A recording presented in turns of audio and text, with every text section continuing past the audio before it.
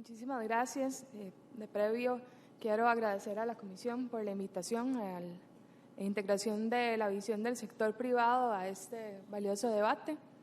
Nosotros tenemos que recordar que la Unión de Cámaras fue parte de este largo proceso de discusión de los proyectos de reforma procesal laboral, y hablo de proyectos porque tanto se dio con el proyecto original como en el que finalmente se aprobó. Nosotros siempre establecimos posiciones, no siempre a favor de lo que los legisladores estaban proponiendo, debido a que en nuestra organización, pues obviamente estamos representando a 51 cámaras de la empresa privada, y la visión del sector empresarial era para nosotros muy importante reflejarla en este proyecto de ley, en las oportunidades que nos dieron. Nosotros en esta última etapa, después del veto o de la resolución de la Sala Constitucional que declaró inconstitucional el veto presentado por el Poder Ejecutivo, hicimos un gran esfuerzo por ser propositivos y por realmente señalar y fundamentar técnicamente cuáles eran las preocupaciones que tenía el sector privado y además cómo se podían solventar estas preocupaciones. Esto para nosotros es muy importante debido a que nuestra organización es eso, es propositiva y es un actor social responsable. Entonces, para nosotros fue muy importante hacer un análisis a profundidad, aún antes de que se aprobara el proyecto, de cuáles serían los efectos que podrían tener tanto para el sector privado como en general.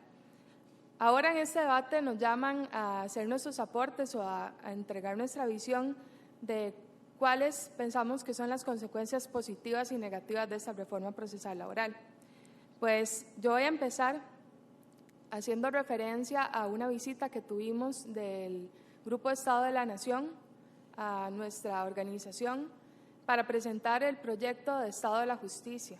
En este sentido, ellos nos indicaron que estaban trabajando en este proyecto a solicitud de la Presidencia del Poder Judicial y que habían encontrado que específicamente en el tema laboral, obviamente los rezagos eran muy importantes, se daba una mora judicial bastante significativa y que por lo tanto la Presidencia venía trabajando en planes y emitiendo directrices para que la Administración de Justicia fuera más eficaz y más efectiva. Entonces, posteriormente de esa visita se aprueba la reforma procesal laboral.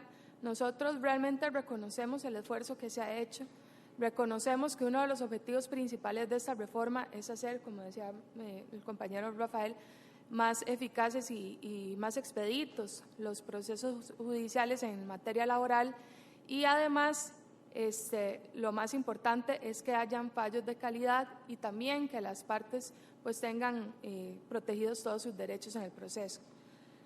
Una de las preocupaciones, no la puedo llamar consecuencia negativa, pero una de las preocupaciones que nosotros tenemos y que efectivamente podría ser en el futuro una consecuencia negativa de la reforma, es precisamente el tema de la capacitación a los actores sociales. Nosotros como organización se ha tomado un acuerdo desde el Consejo Directivo para solicitar al Poder Judicial que se capacite a los diferentes actores sociales del sector público, del sector privado, a los operadores de justicia, en todo lo que implica esta reforma procesal laboral, que definitivamente es una de las reformas más importantes desde la emisión del Código de Trabajo en Costa Rica, 1943. Entonces nosotros sí consideramos que es de suma importancia que se brinde esta capacitación a todos los operadores para que, como decía don Rafael, todas las partes puedan acceder al proceso y la reforma tenga pues los efectos deseados. Como otra preocupación que tenemos es el tema del uso de medios digitales. Nosotros somos partidarios de que el uso de medios digitales es total y completamente beneficioso para todo proceso judicial. Nosotros, de hecho, consideramos que hay que hacer un esfuerzo por adaptarse a las nuevas tecnologías y somos defensores de ese concepto. Sin embargo, también sabemos cuáles son las limitaciones del Poder Judicial. De hecho, nosotros damos seguimiento al presupuesto, cuando se formula el presupuesto, tanto presupuestos ordinarios como presupuestos extraordinarios, y una de las grandes preocupaciones del Poder Judicial es la falta de recursos. Entonces nosotros también tenemos esta preocupación, tal como la tiene don Rafael, de qué tan, eventualmente, qué tan negativo podría ser que no se cuente con los recursos digitales necesarios para que los procesos se lleven a cabo, o en su defecto, que los funcionarios, los operadores de justicia no estén totalmente capacitados en ese sentido. Entonces nosotros sí consideramos que uno de los retos de la implementación de la reforma procesal laboral precisamente es entrar a explorar el tema de la utilización de medios digitales como una de las opciones que se abrió precisamente para que las partes pudieran acceder a la justicia y pudieran presentar sus demandas, por ejemplo. Después, también compartimos la preocupación por el tema de la defensa pública laboral, precisamente por las mismas razones que acabo de exponer. Nosotros comprendemos que el Poder Judicial tiene funcionarios muy capacitados, sin embargo, nos preguntamos qué tan fácil sea para el Poder Judicial sacar el presupuesto para poder implementar la reforma, específicamente en este tema, el cual va a requerir, obviamente, que se contrate nuevo personal.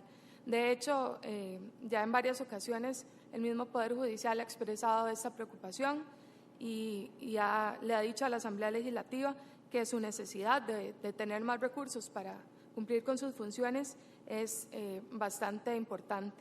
Entonces, nosotros pensamos que eventualmente una falta de personal o la falta de la oportunidad de los trabajadores para acceder a esta defensa pública laboral, más bien lo que podría venir a hacer es restarle agilidad a los procesos. ¿Qué pasaría, por ejemplo, si un trabajador, como decía Rafael, que son la gran mayoría, que tiene derecho, por cómo quedó redactada la reforma procesal laboral, va al Poder Judicial y quiere acceder a un defensor público en materia de su proceso laboral y simple y sencillamente no está disponible ningún defensor por la cantidad de trabajo que pudiera generar esta reforma? ¿Qué pasaría en ese momento? ¿Cómo el Poder Judicial va a solventar esa contingencia? ¿Cuál va a ser la solución que se le va a dar? ¿Y qué efectos podría tener sobre los procesos? ¿Restaría agilidad? Eso es lo que nosotros tenemos la gran preocupación en este momento en cuanto a ese punto. Posteriormente, y creo que es muy importante y una de las preocupaciones más grandes del sector privado, es el tema del plazo que se puso para resolver que si la huelga es ilegal o es ilegal. ¿Por qué? Porque se indica claramente en el artículo 667 que se tendrá un plazo de 3 días, el juez tendrá el plazo de 3 días para emitir sentencia referente a la legalidad o ilegalidad de la huelga. Y posteriormente habrá un plazo de 5 días para resolver la apelación. Nosotros también esgrimimos el mismo argumento que esgrimió don Rafael, en el sentido de que nos parece que tiene que haber una consecuencia y que el Poder Judicial está llamado a establecer sanciones a aquellos operadores de justicia que no cumplan con esos plazos, porque si no, simple y sencillamente la norma se va a desaplicar por la práctica y por el irrespeto a esos plazos que se establecen. Nosotros estuvimos siendo parte de todo el debate que se dio en la Comisión de Asuntos Jurídicos cuando se conoció este proyecto y la propuesta que se hizo para aprobar el segundo proyecto, que finalmente se convirtió en la Ley de Reforma Procesal Laboral. Y el magistrado Carlos Arguedas decía que era importante establecer en la reforma procesal laboral precisamente que aquel operador de justicia que incumpliera los plazos iba a obtener una sanción.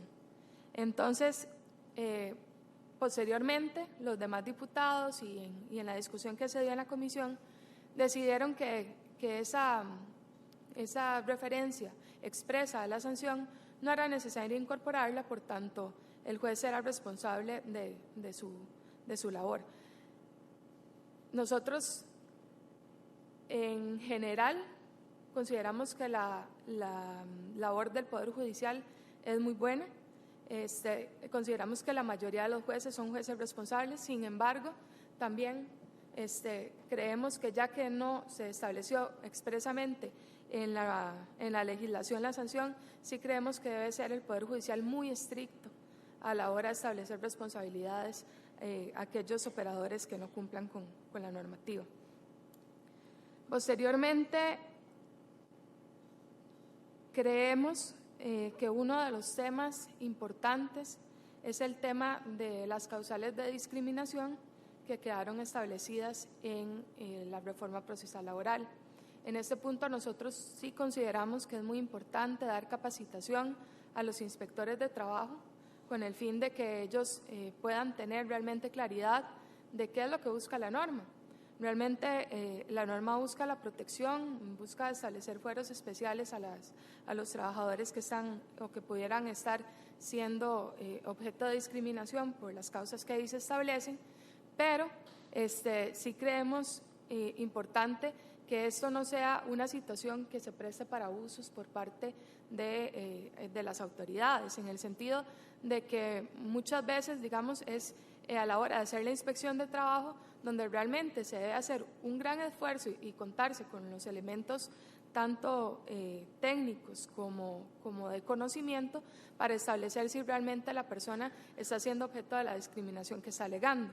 Entonces, sí consideramos que en los diferentes foros donde se discuten este tema, sí consideramos que es necesario seguir haciendo el llamado porque la inspección de trabajo pues tome esa responsabilidad de darle los elementos a sus inspectores para que puedan llevar a cabo correctamente las inspecciones. Y también nosotros formamos parte del Consejo de Salud Ocupacional, de diferentes consejos superior de trabajo, y nosotros sí queremos, digamos, en esos foros hacer un llamado para que realmente los patronos puedan también darle las herramientas a los trabajadores para que ellos sepan cuáles son sus derechos y también para que sepan cuáles son sus deberes como trabajadores. ¿En qué sentido? Nosotros tenemos un manual para autoevaluarnos como patronos. Ese manual incluso fue trabajado con la OIT.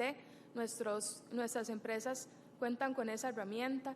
Hemos hecho muchísimos esfuerzos por participar en las diferentes investigaciones sobre buenas prácticas de respeto a los derechos laborales, pero sí nos parece importante también que los trabajadores tengan esa conciencia de que no se puede abusar de la legislación.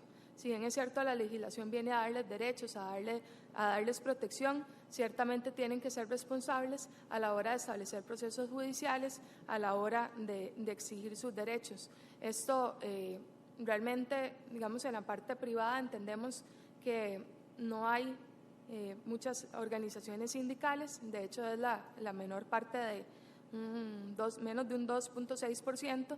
Sin embargo, nosotros sí creemos que es importante en general que los trabajadores asuman también sus responsabilidades como tales y hagan un buen uso de la legislación para beneficio en general y para que realmente la reforma procesal laboral tenga los efectos deseados. Otra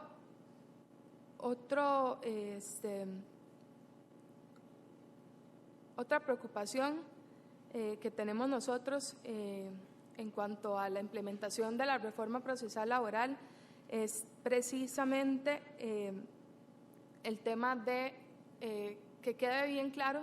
Nosotros como organización, como CAEP, siempre fuimos muy estrictos a la hora de plantear nuestra posición en el tema de las huelgas en servicios esenciales. Ciertamente dentro de la reforma procesal laboral no se incorporó la huelga en los servicios esenciales como estaba en el proyecto original. Eso sí fue un gran esfuerzo que nosotros hicimos y que, digamos, desde nuestra óptica afortunadamente fue tomado en cuenta. ¿Por qué nosotros consideramos que es importante que se tenga claridad, digamos, de en qué aspectos se puede llevar a cabo o se puede ejercer el derecho a la huelga, debido a que en el tema de servicios esenciales sí consideramos que, como se planteó en algún momento, no quedaron totalmente definidos cuáles son estos servicios.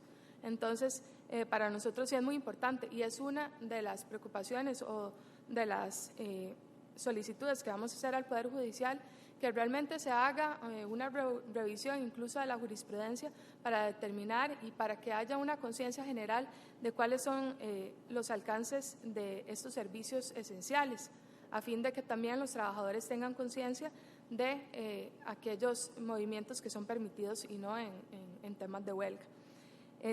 Yo creo que, bueno, para cerrar, ya no me queda mucho tiempo, nosotros realmente, luego de todos los procesos de participación que tuvimos en la formulación de esa reforma procesal laboral, de escuchar todos los debates que se dieron en la Asamblea Legislativa, nosotros creemos que la reforma procesal laboral tiene muchísimos aspectos positivos, la mayoría de los aspectos son positivos.